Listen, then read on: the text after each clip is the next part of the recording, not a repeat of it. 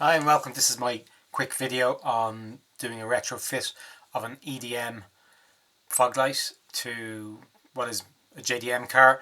This applies to any Honda CRX. Hopefully you'll find it useful.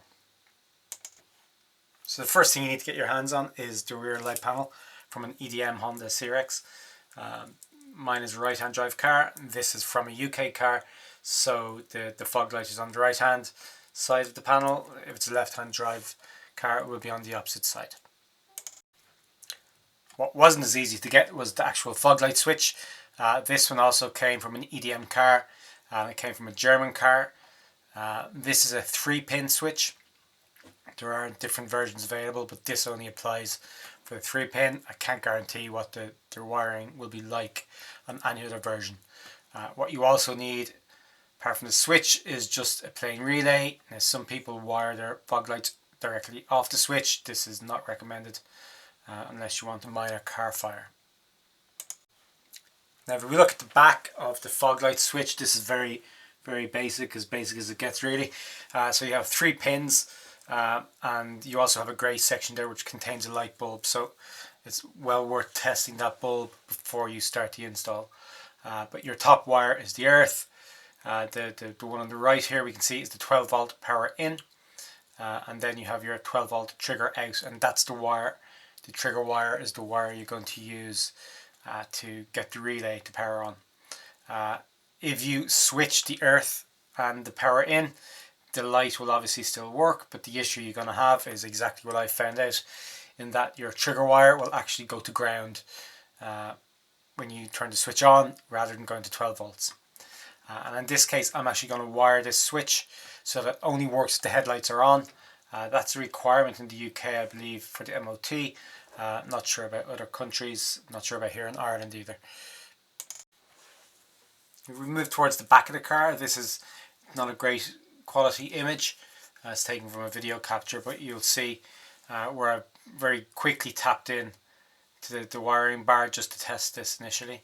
The red wire is obviously the 12 volt in for the fog light, and what you can just about see above that is a black wire which is the ground, and this is actually self-grounded, so you only need to run one wire to this light switch or to the light bulb. Wiring the relay itself is very straightforward as well, and this is a pretty standard way of wiring them. Essentially what happens is the relay will take a trigger and it will activate taking power directly from the battery, and it basically bypasses your switch once it gets that trigger in and avoids you melting stuff. So pin 30 is your 12 volt in from the battery itself. That should be fused. 85 is the ground. You run that a good ground inside the car.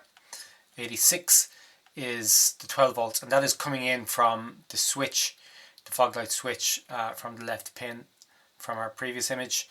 And then pin 87 on the relay is the 12 volt out to the fog light, and that is connecting to the yellow wire from the previous image, which connects directly to the fog light bulb.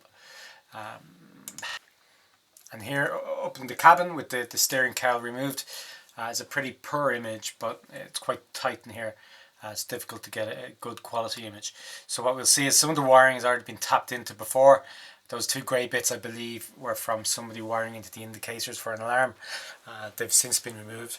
But the large red cable you can see running in towards the bottom of the switch, this is the wire for the headlights. It's worth checking with a multimeter just to make sure that this goes to 12 volts when the lights are turned on.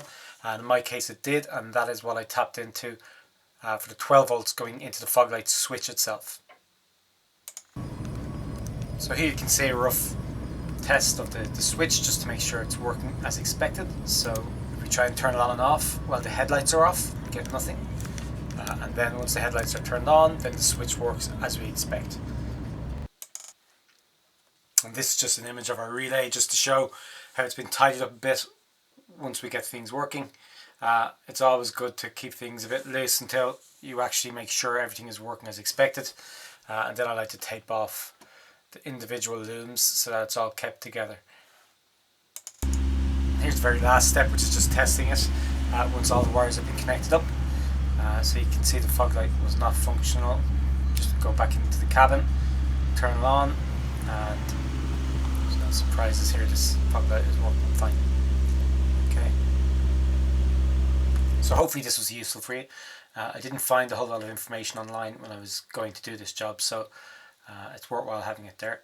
If you have any questions or comments, just fire away and I'll try and help.